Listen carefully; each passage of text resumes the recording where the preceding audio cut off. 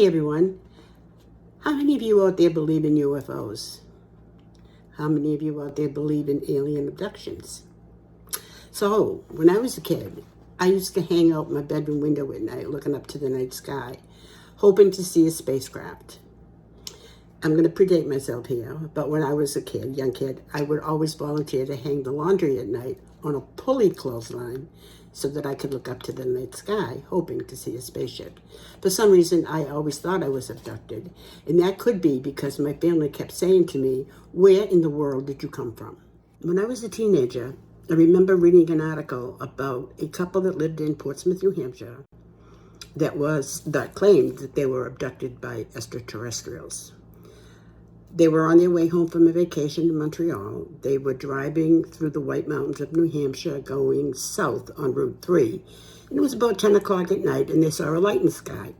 So they followed it for a little while, and they thought the light was following them. So they stopped to get a better look before they drove home.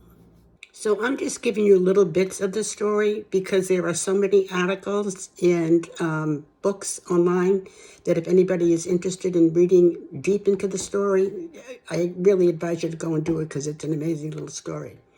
But anyway, so they drove home. When they get home, they realized they lost 3 hours of time. They should have got home at 2 a.m. and they got home at 5 a.m. So they got home and they noticed some oddities, that Barney's shoes were all scuffed, Betty's dress was ripped, that their watches had stopped working, they felt dirty, and they just realized, where did that 3 hours go? We lost 3 hours of our time. So quite a bit of time went by because they were reluctant to talk about it. Hey, and I can understand that. Who would believe them? And as it turned out, that's exactly what happened. Nobody believed them. But eventually Betty did. She told her sister Janet, I believe her name was Janet, about her abduction and about being taken onto the spacecraft, being put on a table, being probed, and then released. Are you familiar with the Air Force's Project Blue Book initiative? It's a task force that investigates any unexplained aerial phenomenons. Well, they decided to send an officer to talk to Betty and Barney to listen to their claims.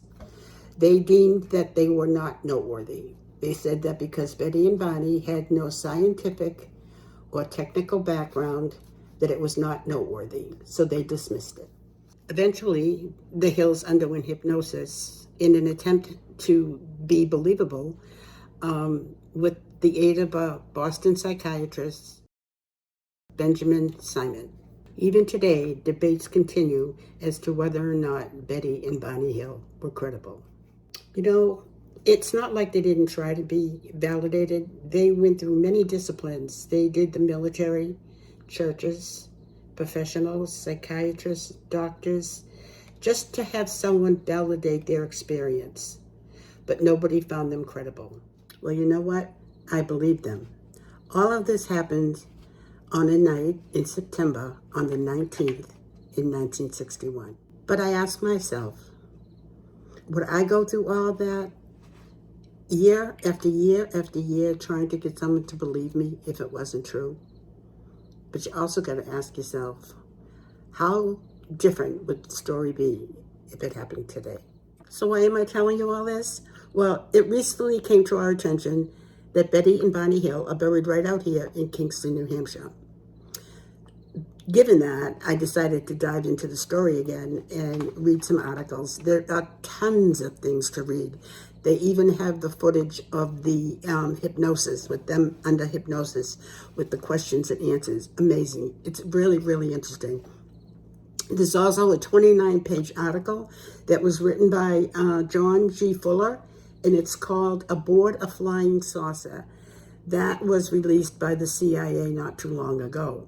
So I encourage you to go online. There's plenty of information. Go check it out. Read it if you love this kind of stuff like I do.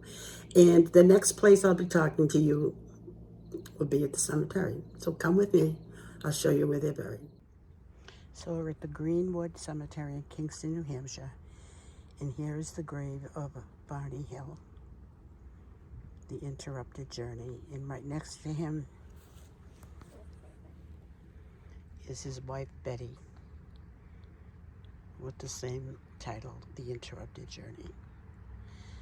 So I hope you enjoyed my little history lesson on Betty and Barney Hill. Please like us and share on Facebook. Thank you very much.